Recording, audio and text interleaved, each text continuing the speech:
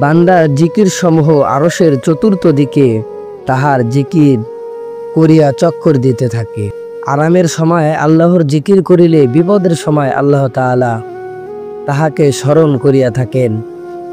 জিকির আল্লাহর আযাব হইতে নাজাতের উসিলা হয়। জিকির সকিনা এবং রহমত অবতীর্ণ হওয়ার কারণ। উপরন্ত ফেরেশতারা জাকিরকে ঘিরিয়া ফেলে। ওহার বরকতে গীবত, চগলখুরি, মিথ্যা, কটূক্তি এবং বাজে কথা হইতে জবান হেফাজতে থাকে। আর যে জিকির করে না সে বাজে কথায় লিপ্ত হইয়া পড়ে। জিকিরের মজলিসে ফেরেশতাদের মজলিস, আর বাজে কথার মজলিস শয়তানের মজলিস। এখন যাহারা যেরূপ ইচ্ছা সেরূপ মজলিস পছন্দ করিতে পারে।